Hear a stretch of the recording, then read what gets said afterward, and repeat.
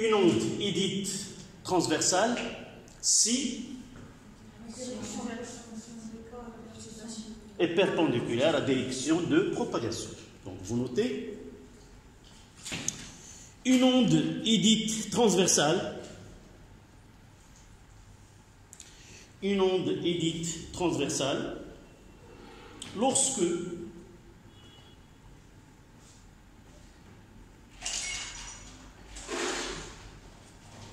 la direction de déformation,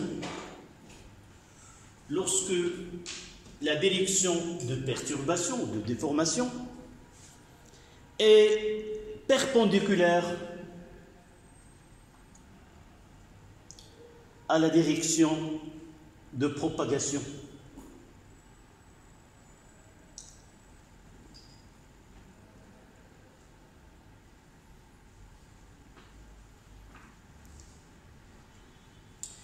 Et on passe à 122, onde longitudinale.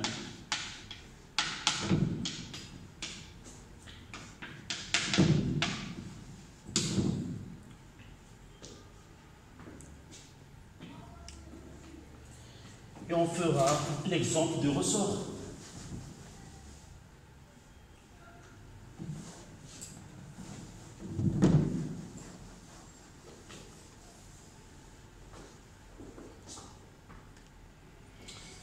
Donc le schéma.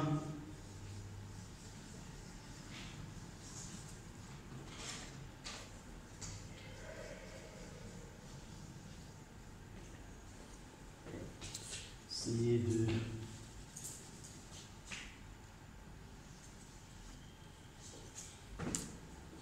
là.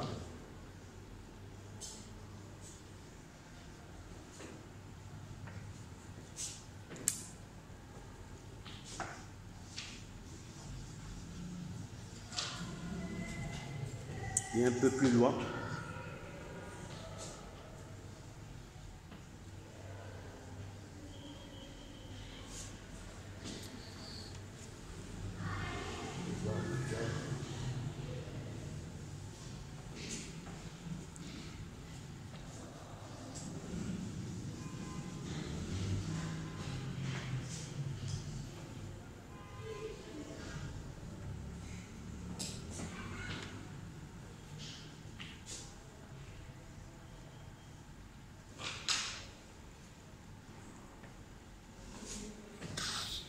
Et là, c'est une compression.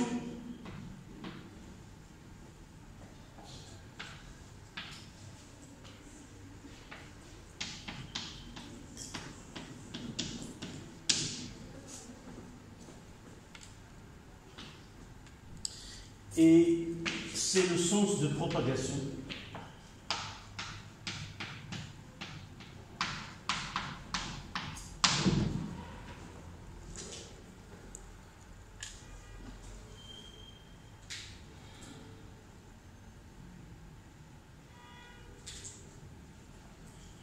Donc, compression, c'est-à-dire perturbation.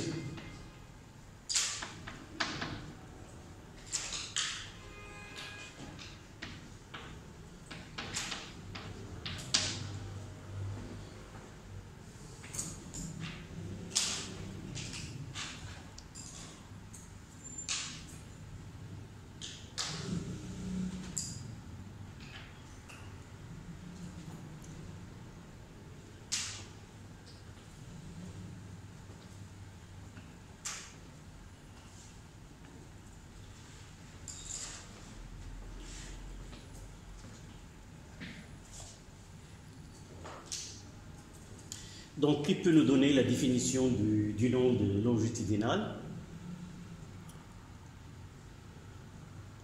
Oui. Lorsque la direction de perturbation est parallèle à la direction de propagation. Exactement. Donc, une onde est dite longitudinale.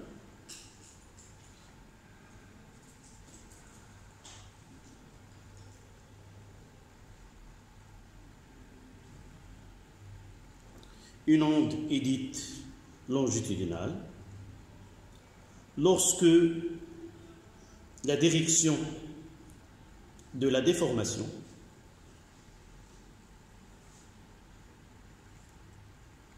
et la direction de propagation de l'onde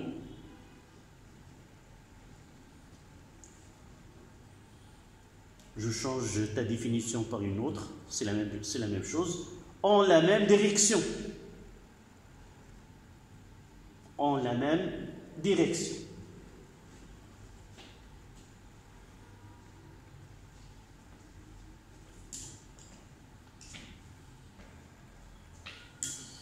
Dans le document visuel que nous avons utilisé au début de la séance, si vous vous rappelez, il y avait au début cette corde en boule jaune et rouge, et ils ont donné comme autre exemple les vagues et le son et les ondes sismiques.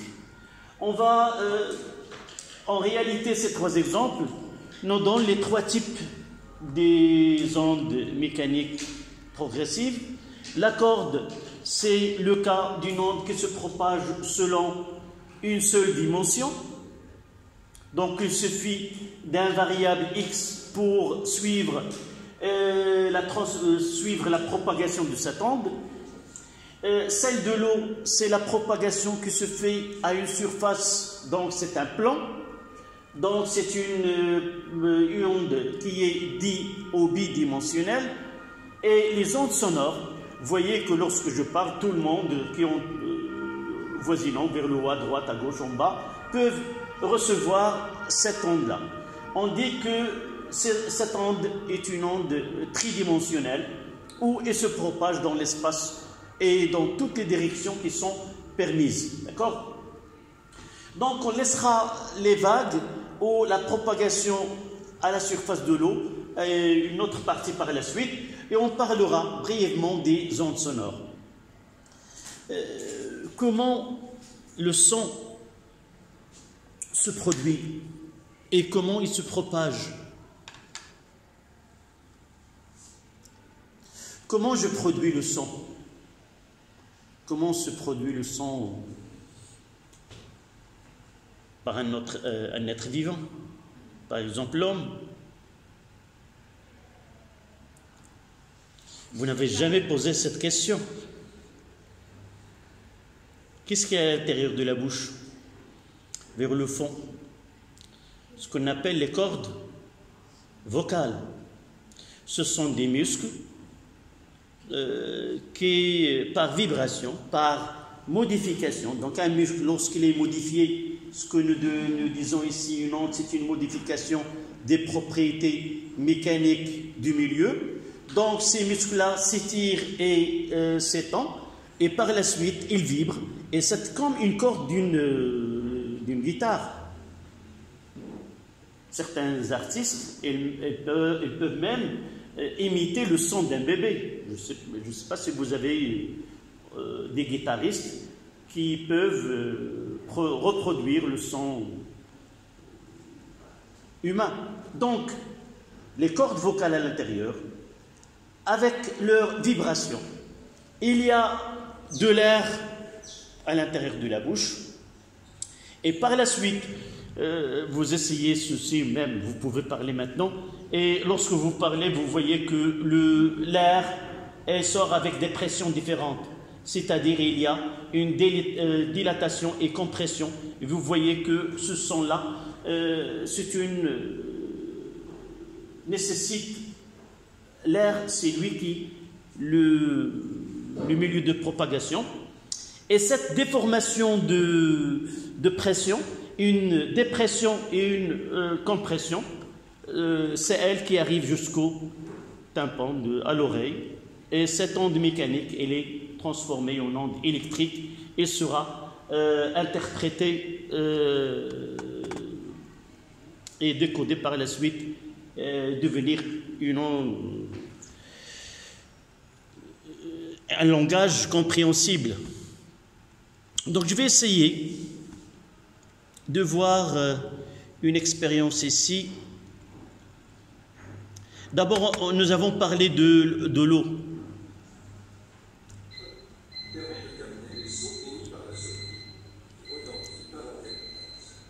Donc, là, c'est le son.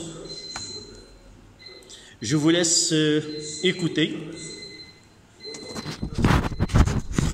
vous laisse écouter le... Voilà. Je vais essayer de...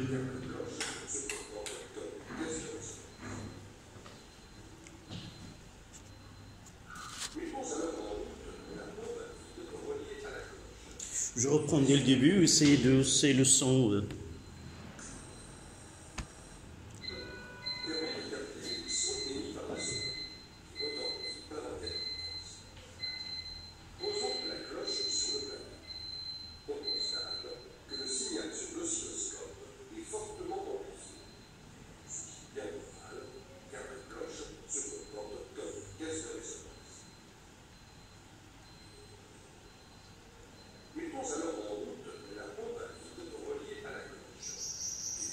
Là, c'est la pompe à vide. C'est-à-dire, c'est un moteur qui essaie d'évacuer l'air de la cloche. En réalité, il y a une montre et là, une cloche. À l'intérieur, il y a de l'air. Ce moteur-là, il est en train de pomper l'air vers l'extérieur. C'est-à-dire, on essaie de créer un vide relatif. Tant qu'on évacue l'air, il n'y a pas on tend vers ne pas avoir de la matière à l'intérieur. Mais généralement, dans ce cas-là, on ne peut parler que d'une vide relatif, c'est-à-dire on diminue le maximum la présence de la matière à l'intérieur de cette cloche. D'accord? On va essayer. On parlera dans les exercices que ces ondes mécaniques progressives, nous pouvons les suivre parfois. Nous pouvons voir ces ondes et les observer et avoir des images ou des photos. Dans certains cas, c'est difficile de connaître et de percevoir ces ondes mécaniques. C'est le cas de son. Vous ne pouvez pas voir comment se produit le son lorsque je parle, mais il y a un moyen de visualiser, si vous voulez, cette onde-là en utilisant dans cette expérience un oscilloscope. Un oscilloscope, il est capable de visualiser des ondes sonores qui ne sont pas vues à l'œil et il transforme, le microphone transforme cette énergie mécanique en énergie électrique et par la suite il apparaît une tension aux bornes de ce micro-là qu'on le voit sur l'écran de l'oscilloscope. Donc tant que le son a une intensité plus grande, plus la valeur de Umax est grande, que vous allez voir. Et si cette tension maximale diminue, ça veut dire que le son à l'intérieur il est faible. C'est ça ce que vous devez suivre dans cette expérience. D'accord? On continue.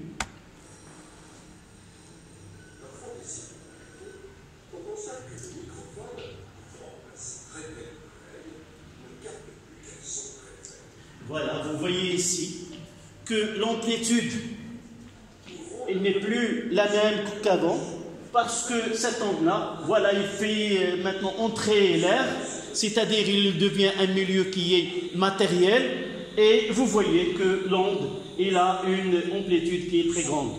Ça veut dire quoi? Qu'est-ce qu'on peut tirer comme conclusion? Que le son...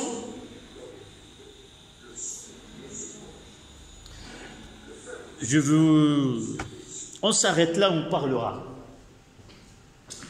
D'abord, donnez-moi les observations de cette expérience. Qu'est-ce que nous avons fait? Nous avons un réveil là, qui donne un son. Nous avons visualisé le son émis par ce réveil à l'aide d'un microphone qui permet de visualiser à l'aide d'un oscilloscope cette onde qui est progressive, qui se fait d'une façon continue. Donc, c'est pas comme tout à l'heure, là, il y a une déformation qui est limitée dans l'espace et dans le temps. Mais là, nous avons utilisé un son qui se produit d'une façon qui est permanente. Il n'y a pas un arrêt. Ce bip-là de réveil, il est continu. C'est pour cela on voit ici une fonction qui est continue et non pas une variation. En réalité, si nous voulons avoir la même chose, qu'est-ce qu'on doit utiliser là comme réveil? Qu'est-ce qu'il va nous donner pour être limité dans l'espace et dans le temps? Tout simplement, il nous donne pip. Là, c'est une onde mécanique. Pip.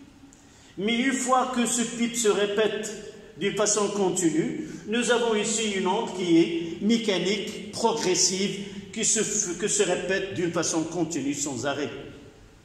Sauf ici, la façon avec laquelle se répète, se répète de la même façon, au cours d'une durée qui est la même. Cet exemple, il nous donne accès à la leçon qui viendra par la suite. C'est-à-dire, lorsque ce phénomène-là se répète d'une façon continue, on est devant une onde progressive périodique. D'accord? Revenons à l'expérience. Qu'est-ce que nous voulons mettre en évidence dans cette expérience? Nous avons le son. Nous avons dit que le son se propage dans l'air et nous avons l'idée dans la tête, c'est que est-ce que vraiment le son peut se propager même s'il n'y a pas l'air, même s'il n'y a pas de la matière? C'est-à-dire, est-ce qu'il est vraiment une onde mécanique? Est-ce que le son est vraiment une onde mécanique? Ça veut dire quoi? Ça veut dire, est-ce qu'il ne peut pas se propager s'il n'y a pas un milieu matériel? Donc on est obligé de mettre un son dans une cloche. Pourquoi la cloche? Cette cloche que nous utilisons, elle est hermétique et on peut faire évacuer l'air à l'intérieur. Normalement, nous avons deux cas devant nous. Soit en évacuant l'air vers l'extérieur, on continue à entendre le son, soit en évacuant l'air vers l'extérieur, le son ne sera pas écouté ou il sera atténué. D'une façon catégorique, d'une façon définitive, nous ne pouvons pas avoir un vide. Si nous créons le vide comme on l'entend, cette cloche elle va être cassée. D'accord? Et par la suite, nous avons fait un vide qui est relatif. Quelle est la constatation que nous avons constatée ici? Ce son-là, il est diminué d'intensité. On ne peut pas l'entendre. Nous avons soit l'oreille, on peut écouter, soit ce moyen-là, cet oscilloscope. Dans cet exemple, nous avons que l'amplitude elle est très faible. Et par la suite, nous disons que le son est une onde mécanique, nécessite un milieu matériel pour se propager. Et si nous parlons ou nous émettons un son dans le vide, il ne sera jamais transmis ou il ne sera jamais écouté. Donc, dans l'espace, on ne peut pas crier et nous entendre. D'accord? Donc, on notera les ondes 1,3, les ondes sonores.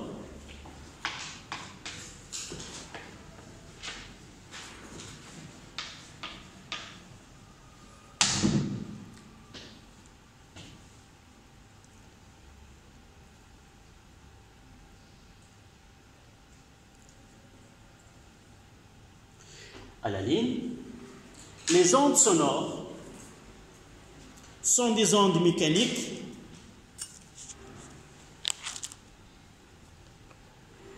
les ondes sonores sont des ondes mécaniques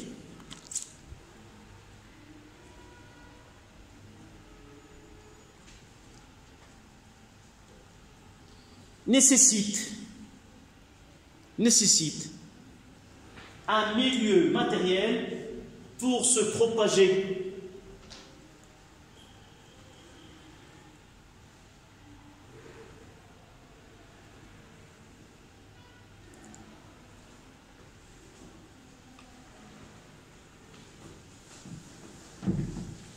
Sans oublier que ces ondes sonores sont des ondes longitudinales. On va essayer de schématiser ou de modéliser ce son. Donc, vous...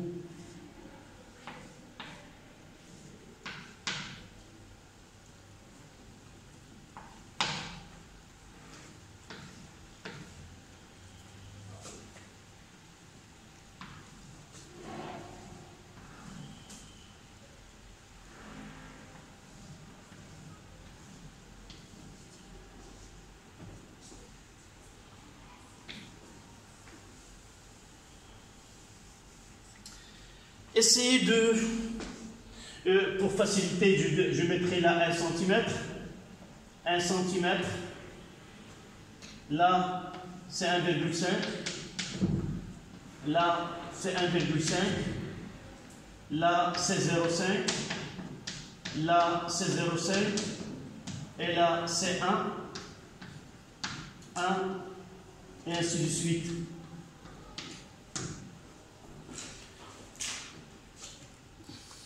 Là, c'est l'air où on produit un son. Là, c'est la membrane qui vibre de ce haut-parleur.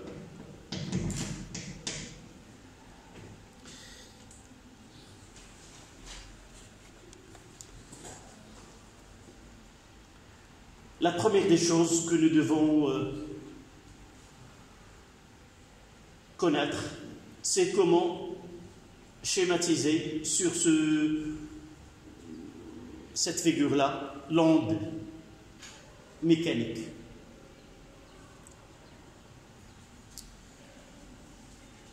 Avec de la couleur orange, dites-moi, n'écrivez pas, dites-moi où est la déformation ici ou la perturbation.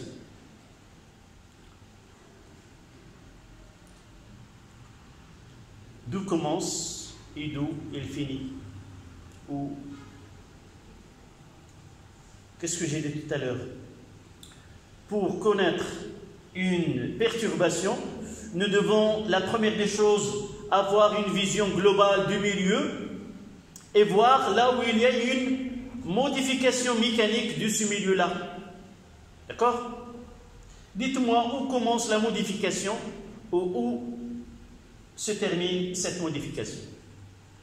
La règle générale, le cas où il n'y a pas d'onde, quelle est cette distance entre les éléments qui schématisent ce milieu? 1 cm. Donc, là où il y a 1 cm, il n'y a pas d'onde. Et là où il n'y a pas 1 cm, c'est une onde. C'est un signal, c'est une formation. Donc, on va commencer par là.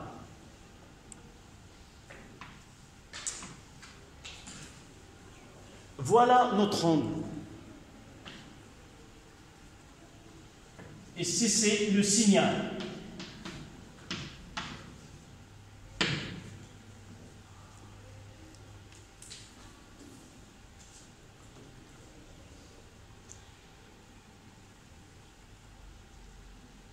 En réalité, ces barres que vous voyez, ça schématise la pression. Là, nous voyons qu'il y a une dépression et là, il y a une compression. Donc, la pression là diminue et là, elle augmente. Donc, parmi les définitions qui nous donnent, c'est la définition de son. C'est une onde mécanique. C'est une onde mécanique qui est quoi? Longitudinale. Vous voyez que la perturbation, elle est... Voilà la perturbation.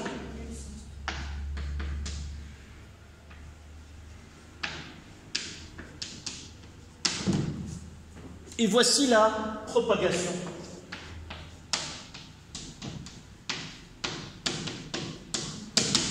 Donc, s'il nous demande la définition d'une onde sonore, c'est une onde mécanique longitudinale qui est une compression et dépression du milieu. Dépression et compression. D'accord? Donc, continuez le schéma.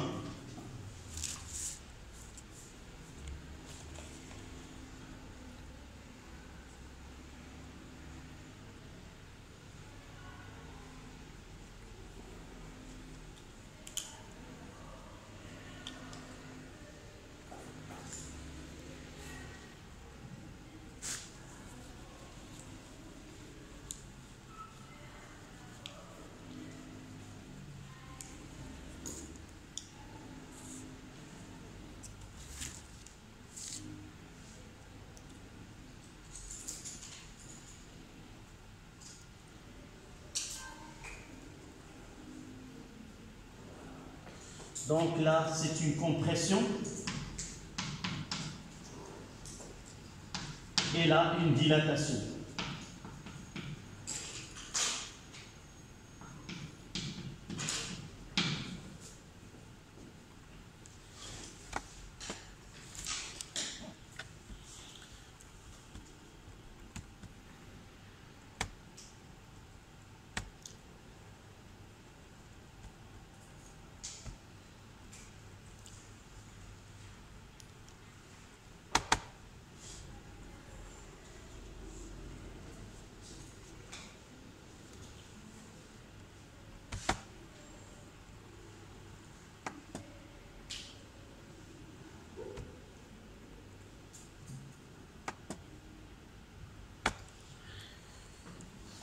On essaie de voir cette simulation des ondes sonores. On va essayer de...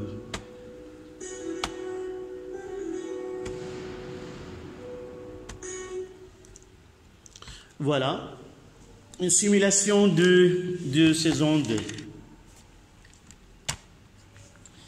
Et ce que vous voyez là comme point blanc et...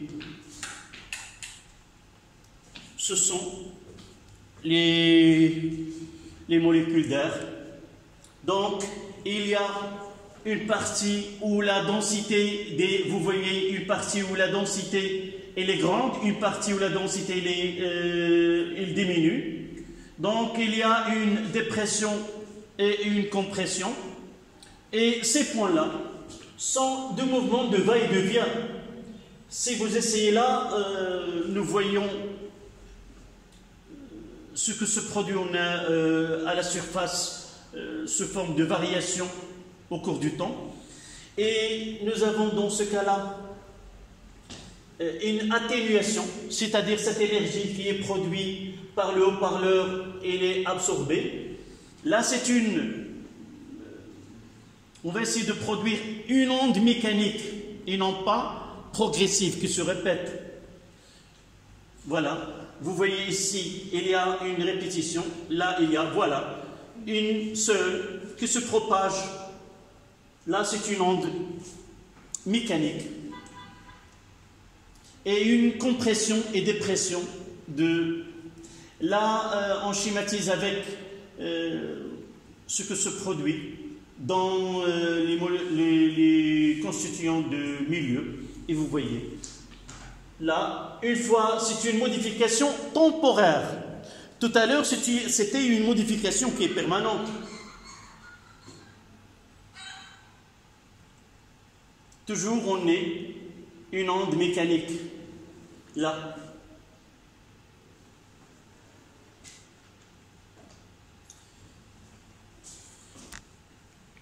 Voilà, c'est une simulation des ondes sonores. Donc, on notera au-dessus de ce schéma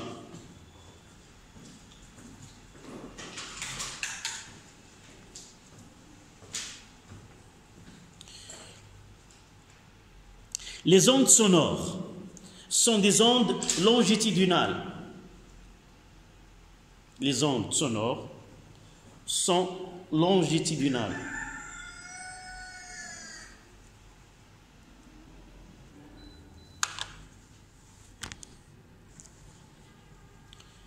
Caractérisées par des fluctuations. Caractérisées par des fluctuations. Qu'est-ce que ça veut dire, fluctuation? C'est-à-dire une variation de part et d'autre, tantôt grand, petit, entre des fluctuations de densité et de pression.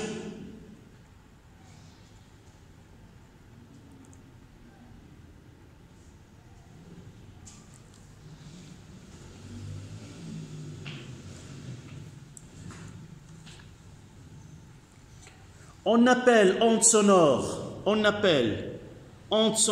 audible, on appelle onde sonore audible.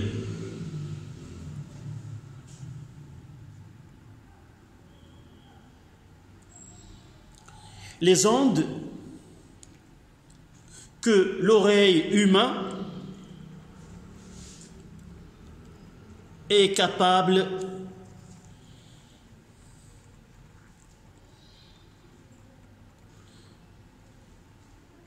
de décader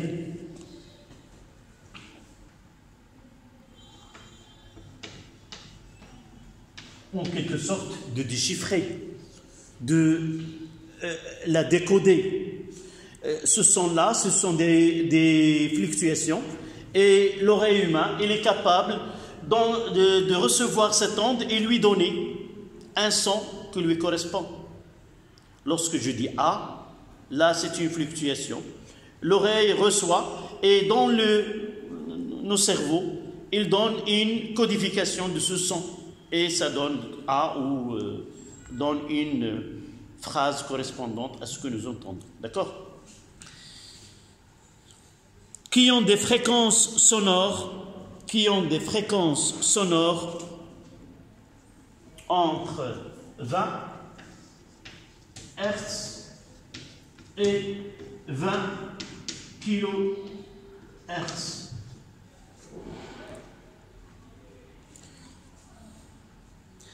Évidemment, pour un humain normal, mais cet intervalle de fréquence varie avec l'âge et d'une personne à une autre. Pour les bébés, ils peuvent même recevoir des sons qui sont au-dessous de 20 Hz. Et pour des gens âgés, cette gamme est diminue et il ne peut entendre que des fréquences bien déterminées par la suite. La plupart, lorsqu'on devient vieux, on n'entend rien. Et là, la nature nous épargne de ce bruit. Et par la suite, on n'entend rien.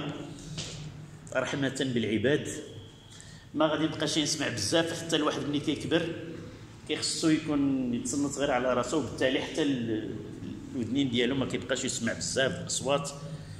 متفقين؟ تبارك الله انتم الشباب راه تسمعوا واخا غير تكون افابل intensité. D'accord? On reviendra par la suite et on parlera des ondes ultrasons. Au-delà de ce 20 kHz, ce sont les ultrasons.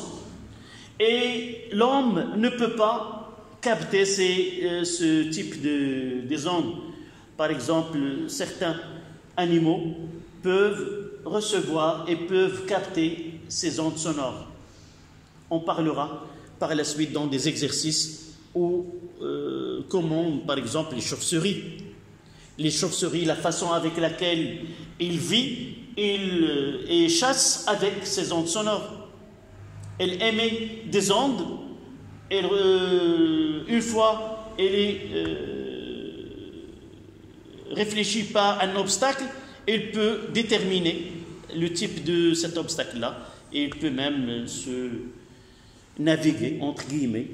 Il ne voit pas, mais elle essaie d'utiliser ces ondes ultrasons pour vivre. D'accord? Donc on laisse cette partie-là. On s'arrêtera à ce niveau. Essayez d'essayer d'être dans le groupe. Je vais mettre des exercices d'application concernant cette partie-là. Quels sont les types d'ondes? Est-ce qu'il est longitudinal, transversal? Et même, j'ai cette vidéo-là qui nous donne comment calculer la vitesse, même si on n'a pas arrivé là. Vous pouvez, au moins cette partie-là doit être bien assimilée, d'accord? Donc on laissera le paragraphe grand 2, qui est les superpositions et la propagation d'une onde mécanique, sa vitesse et ses propriétés, d'accord? Donc on s'arrêtera là.